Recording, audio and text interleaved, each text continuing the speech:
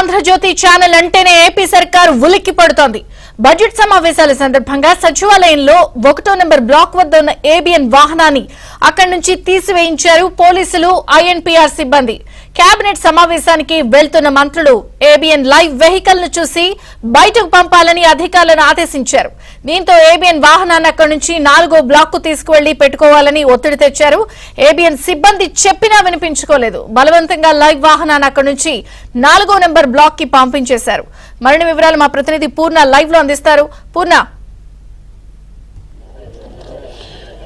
విజయ చంద్రిక, ఏదైతే అసెంబ్లీ సమావేశాలు కవరేజ్ నిమిత్తం కూడా మనకి ఏబిఎన్ వెహికల్ అయితే రోజు కూడా సచివాలయం సమీపంలో 1వ నెంబర్ బ్లాక్ దగ్గరికి అయితే రోజు కూడా పెట్టుకోవడం జరుగుతుంది. అయితే ఈ రోజు మాత్రం అక్కడికి వచ్చిన వెహికల్ అయితే బలవంతంగా ఐఎన్పీఆర్ డిపార్ట్మెంట్తో పాటు అటు పోలీసులు కూడా అక్కడ నుంచి వెహికల్ తీసేయాలంటూ కూడా హుకుం జారీ చేశారు.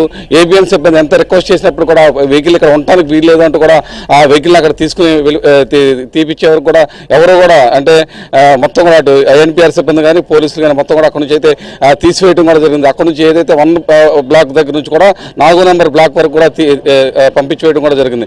ప్రధానంగా చూస్తే కనుక ఏబిఎన్ అంటేనే మొత్తం అటు సచివాలయంలో కానీ అసెంబ్లీలో కానీ మొత్తం కూడా ఆ ప్రాంగణంలో మొత్తం సిబ్బంది కూడా భయపడుతున్నారని చెప్పుకోవచ్చు. ఇదే అంశానికి సంబంధించి మనతో మాట్లాడడానికి senior TDP leader Nimmala Ramanaidu గారు, బీటీ నాయుడు గారు మనతో ఉన్నారు. వాళ్ళని అడిగి తెలుసు.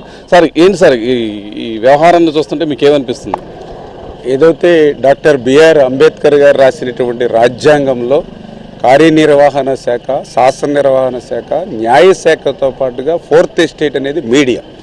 అటువంటి మీడియాలో కూడా ప్రముఖంగా ఏదైతే ఏబిఎన్ ఉందో అంటే నిజాల్ని నిర్భయంగా వెలికి తీస్తూ ఈ యొక్క జగన్మోహన్ రెడ్డి పాలనలో జరుగుతున్నటువంటి అవినీతిని ఏదైతే ప్రజలకి చేరవేస్తూ ఈ యొక్క అసమర్థ ప్రభుత్వ విధానాలు ఎప్పటికప్పుడు ఎండగడుతున్నటువంటి ఏబిఎన్ ఛానల్ ఏదైతే ఉందో దాన్ని ఈరోజు ప్రభుత్వం సహించలేక వారవలేక, అంటే ఇప్పటివరకు మనం చూస్తూ ఉన్నాం ముఖ్యమంత్రి గారు ప్రజల్లోకి రావాలంటే పరదాల చాటున, బ్యారికేడ్ల చాటున 144 సెక్షన్లు పెట్టుకుని ప్రజలకు భయపడుతూ, జనాలకు భయపడుతూ ఆయన వస్తున్నటువంటి పరిస్థితి. ఈరోజు మీడియాను కూడా చూసి, ఏబిఎన్ కూడా చూసి ఈవేళ భయపడుతూనే ఈరోజు సచివాలయం దగ్గర, ఎందుకంటే ఇక్కడ అసెంబ్లీ జరుగుతూ ఉన్నప్పుడు ఖచ్చితంగా మీడియాకు సంబంధించినటువంటి ఆ వెహికల్స్ కానీ వాళ్ళకి సంబంధించిన సిబ్బంది కానీ ఉండడం అనేది ఈ రోజు కాదు, అసెంబ్లీ చరిత్ర నుంచి కూడా ఆనవాయితీగా వస్తున్నటువంటి దశలో కూడా మరి వేళ అటు పోలీసులు కానీ అదేవిధంగా ప్రభుత్వ సిబ్బంది కానీ మరి ఈ యొక్క ఛానల్కి సంబంధించిన వెహికల్ని కానీ వాళ్ళ సిబ్బంది మీద దురుసుగా ప్రవర్తించి దానికి బయటికి పంపించడము అని అంటే ఈవేళ ఆ నిజాల్ని నిర్భయంగా చూసేటువంటి శక్తి లేకపోవడమే ఈ ప్రభుత్వానికి కారణం.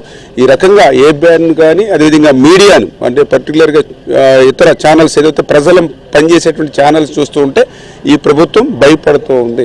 ఎందుకంటే మా అందరూ అనుకుంటూ ఉంటారు, జనరల్గా అందరూ చెప్తూ ఉంటారు, ఏదైతే ఏబిఎన్ కానీ TV5 కానీ ఈటీవీ కానీ ఆ నిజాలు నిర్భయం చేస్తూ ఉన్నప్పుడు తాడేపల్లి రాజప్రసాదంలో అద్దాలు బగలగొడుతూ ఉంటాడు, ఈ టీవీ అద్దాలు బగలగొడుతూ ఉంటాడు జగన్మోహన్ రెడ్డి అని.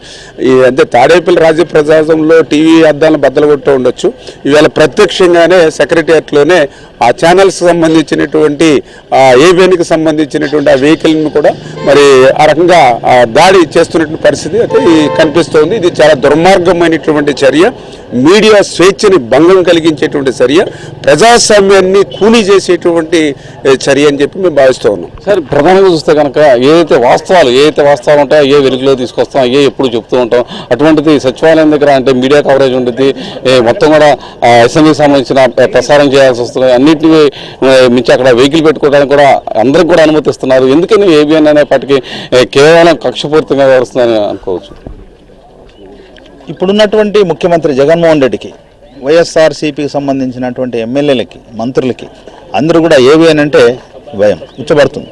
కారణం ఏంటంటే ఏబిఎన్ నిర్భయంగా అన్నీ కూడా లైవ్లో చూపిస్తుందని, వాస్తవాలు చూపిస్తున్నారని, వాళ్ళ యొక్క బలహీనతలన్నీ కూడా హైలైట్ చేస్తారనేసి కూడా ఏబిఎన్ మీద కక్ష సాధింపు ధోరణితో ఇదన్నీ చేస్తున్నారు. గతంలో TV5 అదేవిధంగా ఈటీవీ సంబంధించి కూడా ఒక జియో ఇచ్చారు.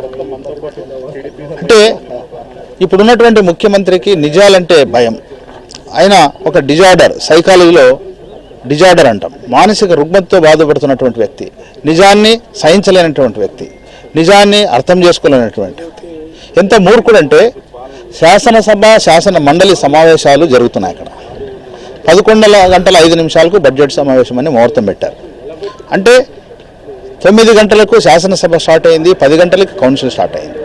ఈ 2 అవర్స్ శాసనసభ, 1 అవర్ శాసన మండలి, ఈ 2 సభలు కూడా ఒకే కూర్చుండే పరిస్థితి. అందుకోసమే మా శాసనసభ్యులు వాయిదా తీర్మానం రైతుల గురించి ఇచ్చారు. శాసన మండలిలో మేము రైతుల పక్షాన వాయిదా తీర్మానం ఇచ్చాం. వీటి గురించి ఎక్కడి గురించి చర్చించుకోకుండా గోల్డ్ గీక్కుంటున్నారు అక్కడ. అంటే ఈ విషయం ఏబిఎన్ ఎక్కడ లైవ్లో పెడుతుందేమో, ఈ విషయం ప్రజలకు తెలియజేస్తుందని భయపడే ముఖ్యమంత్రి ఏబిఎన్ మీద బయటకు పంపించాడు. ఇది దురదృష్టకరం. దీన్ని తీవ్రంగా ఖండిస్తున్నాం. ఇది ప్రజాస్వామ్యంలో ఇది మంచి పద్ధతి కాదని కూడా నేను తెలియజేస్తాను. సార్, బుచ్చిదేవి గారు చాలా సీనియర్ పొలిటీషియన్. ఇటువంటి చర్యలు ఎప్పుడన్నా అసెంబ్లీ పరిసర ప్రాంతాల్లో అసెంబ్లీ కానీ ఎప్పుడన్నా చూసారా? ఎందుకంటే ఒక మీడియా సంబంధించిన వెహికల్ ఏబిఎన్ బయటికి పంపించేయడం అనేది ఎంత మటుకు సమంజసం అంటారు? అన్డెమోక్రటిక్. ఒక నియంత ఏ విధంగా పరిపాలిస్తున్నాడో ఇది ఒక దృష్టాంతం. ప్రజాస్వామ్య హక్కులు హరించినట్టే మీడియా స్వేచ్ఛను హరిస్తూ ఉన్నాడు. న్యాయం మీద, చట్టం మీద గౌరవం మీద లేని వ్యక్తి ఒక నియంతలాగా రాష్ట్రంలో అన్ని వర్గాలను శాసించడం. తాను దోచుకున్న డబ్బుతో సాక్షి టీవీ పెట్టాడు, సాక్షి పత్రిక పెట్టాడు, కొన్ని ఛానల్స్ని పెట్టుబడులు పెట్టి కొన్నాడు, గోబెస్ ప్రచారం చేసి తప్పుడు వార్తలు ప్రచారం చేస్తూ ఉన్నాడు. వాస్తవాలను వెలుగులోకి వస్తున్న ఛానల్స్ని కట్టిపెట్టి నోరు మూయించే తాపత్రయంలో ఇవాళ ఏబిఎన్ని బయటకు నెట్టారు. నేను అడుగుతా ఉన్నా, శాసనసభలో, పార్లమెంట్లో కానీ ఎవరికైనా లైవ్ ఇచ్చేప్పుడు అన్ని వర్గాలకి ఇస్తారు, అన్ని ఛానల్స్కి ఇస్తారు. ప్రజాస్వామ్యంలో పత్రికా స్వేచ్ఛ ఉంది, రాజ్యాంగం కల్పించిన హక్కు అది, భావ స్వేచ్ఛ ఉంది. దాన్ని హరిస్తూ ఈ ముఖ్యమంత్రి పలానా ఛానల్ రావడానికి వీల్లేదు, మీడియా పాసులు ఎవరు, ఆయన నచ్చిన మీడియా రావాలి, ఆయన నచ్చిన వార్తలే ప్రసారం చేయాలనే విధానంలో వెళ్తూ ఉన్నాడు. మేము తీవ్రంగా ఖండిస్తున్నాం. అసలు అసెంబ్లీలో ప్రతిపక్షానికి అవకాశం ఇవ్వలేదు. నిన్న కూడా చెప్పాం, మైక్ ఎవరు, మాట్లాడినెవరు, మమ్మల్ని చూపించరు. అసెంబ్లీలో జరిగే చర్చల వేదికని ఎక్కడెవరు ప్రసారం చేయరు. కేవలం సాక్షి టీవీకి పరిమితం చేసుకుని సాక్షి ఛానల్ని పెట్టి దోపిడీ చేస్తా ఉన్నారు. దాంట్లో కూడా డబ్బులు దోపిడీ. ఇవాళ మేము ఒకటే అడుగుతున్నాం, నీవు ఎందుకు భయపడిపోతున్నావు? అంత బ్రహ్మాండమైన పరిపాలన చేస్తే, ప్రజల అభిప్రాయం అంత దండిగా ఉంటే, 175 సీట్లు గెలిచే స్థానంలో నువ్వు ఉంటే ఎందుకు ఈ విధంగా ప్రతిపక్షాలని, పత్రికలని, మీడియాని శాసించాలి, అణచివేయాలని ప్రయత్నం చేస్తున్నావు? నీకు పతనం ప్రారంభమైంది, నువ్వు ఇంటికి పోవాలని నిర్ణయించుకున్నావు, చెప్పావు. అందుకని హాయిగా విశ్రాంతి తీసుకుంటానన్న విధంగా నువ్వు మాట్లాడుతున్నావు. కానీ నువ్వు విశ్రాంతి తీసుకునేది ఎక్కడ? ఏ సెంట్రల్ జైల్లోనో, ఇలా చంచలగూడ జైల్లోనో నువ్వు విశ్రాంతి తీసుకుంటావు. నీ ప్యాలెస్లు కూడా పనికిరావు ఆ రోజు. అంటే ఇప్పటికి కూడా అధికారులు మార్పు అనేది రాలేదని అనుకోవచ్చు. ఎందుకంటే ఐఎన్పీ డిపార్ట్మెంట్ కానీ, పోలీసులు కానీ వాళ్ళు కూడా ఏకపక్షంగా వ్యవహరిస్తున్నారు. ఎందుకు వాళ్ళ మీద ఒత్తిడి సజ్జల రామకృష్ణారెడ్డి అండ్ కంపెనీ ఒత్తిడి. తన అనుమానాలతోటి నింపేశాడు. మొత్తం క్రూషియల్ పోస్టులన్నీ జగన్మోహన్ రెడ్డి బంధుజనంతో నింపేశాడు. వాళ్ళ ద్వారా రాజ్యాంగ వ్యతిరేక కార్యక్రమాలు చేయిస్తా ఉన్నాడు, రాజ్యాంగ హక్కులు హరిస్తా ఉన్నాడు. పోలీస్ డిపార్ట్మెంట్లో కానీ ఇతర డిపార్ట్మెంట్లో అంతా కూడా చూసుకోండి, లిస్టులు చూసుకోండి. అంతా ఆయన గ్యాంగ్ తప్పితే, ఆయన శకునం తప్పితే రెండో వాళ్ళు లేరు అక్కడ. వాళ్ళ ద్వారా ప్రజాస్వామ్యాన్ని అపహాస్యం చేస్తూ ఉన్నాడు. ఇది ఆలోచించాల్సిన అవసరం ఉంది. ఇవాళ అన్ని కీ పోస్టుల్లో, రాష్ట్రంలోని అన్ని కీ పోస్టుల్లో తన బంధుజనంతో నింపేసి ప్రతిపక్షాల హక్కులు హరిస్తూ ఉన్నాడు, ప్రజాస్వామ్య హక్కులు హరిస్తూ ఉన్నాడు, మీడియా స్వేచ్ఛలు హరిస్తూ ఉన్నాడు. అసలు పత్రికా స్వేచ్ఛ లేకుండా చేస్తూ ఉన్నాడు. భయపడిపోతున్నాడు. ఎదురికి ఇంటికి పోవటం ఖాయం, వాస్తవాలు వెలుగులో రాకుండా చేయడం తాపత్రం. మమ్మల్ని రోజు బయటకు గెంటేస్తున్నాడు. ప్రజా సమస్యల మాట మమ్మల్ని రోజు బయటకు గెంటేస్తున్నాడు. ఇవన్నీ కూడా చర్చకు రావాల్సిన అవసరం ఉంది. కానీ ఆగదు. ప్రజాస్వామ్యంలో వాస్తవాలు తెలుస్తాయి, ప్రజలు రియాక్ట్ అవుతున్నారు. అది తట్టుకోగల శక్తి జగన్మోహన్ రెడ్డికి లేదు. పోలీసు రాజ్యం నడిపిస్తూ ఉన్నాడు, పోలీసులతో పరిపాలన చేయాలనుకుంటున్నాడు. కానీ అది అయ్యేది కాదు. నోటిఫికేషన్ వచ్చిన మరుక్షణం ఈయన పతనం పూర్తి అయ్యేది, సంపూర్ణం అయ్యేదానికి అవకాశం ఉంది. సార్, ప్రజాస్వామ్యంలో 4th ఎస్టేట్గా మీడియా ఉంటుంది. అటువంటి మీడియా మీద ఆంక్షలు పెడతాం. కానీ ఇప్పుడు ఒకటో నెంబర్ బ్లాక్ దగ్గర నుంచి ఏబిఎన్ వెహికల్ అక్కడ తీసివేయాలంటే మొత్తం కూడా హుక్కుం జారీ చేసి అక్కడ నుంచి తీసే వరకు కూడా వాళ్ళు ఎవరు కూడా విశ్రమించలేదు. అక్కడ నుంచి కూడా తీసేసి వేరే చోట అంటే 4th బ్లాక్ అవక్కడ కూడా పెట్టుకోవాల్సిన పరిస్థితి ఏర్పడింది. ఎలా చూస్తారు వీటన్నిటిని? అంటే ఏబిఎన్ ఛానల్ కానీ, ఆంధ్రజ్యోతి కానీ మొదటి నుంచి కూడా ఈ ప్రభుత్వం యొక్క అవినీతిని ప్రశ్నించడం, ఈ ప్రభుత్వం చేస్తున్న అనేక అరాచకాలు కానీ, ప్రజాస్వామ్య వ్యతిరేక విధానాలు కానీ ప్రశ్నిస్తుంది కాబట్టి ఈరోజు ఏబిఎన్ ఛానల్ని నిషేధం విధించడం అనేది మనం చూస్తున్నాం. ఇంతకుముందు కూడా అది ఇదే అసెంబ్లీలో ఏబిఎన్ కానీ TV5 కానీ లోపల రాకుండా వాళ్ళ ప్రసారాలు కూడా బయటికి రాకుండా చేసిన సందర్భం మనం చూసాం. కాబట్టి ప్రజాస్వామ్యంలో ఎప్పుడు కూడా పత్రికల స్వేచ్ఛ ఉన్నప్పుడే ఏదైతే ప్రజలకు ఉపయోగపడే విషయాలు ఉంటాయో, ప్రభుత్వ వ్యతిరేక విధానాలు ఉంటాయో, లేదా ప్రభుత్వాన్ని ప్రశ్నించే అవినీతి ఉంటుంది, ఇవన్నీ కూడా బయటికి చెప్పడానికి పత్రికా స్వేచ్ఛ ఉండాలి. ఈ రోజున దీంతో పాటు మీడియాతో పాటు అన్ని ప్రజాస్వామ్య వ్యవస్థలు కూడా నిర్వీర్యమైన సందర్భాన్ని రాష్ట్రంలో చూస్తున్నాం. ఇది చాలా దురదృష్టం. ప్రజలంతా కూడా గమనిస్తున్నారు.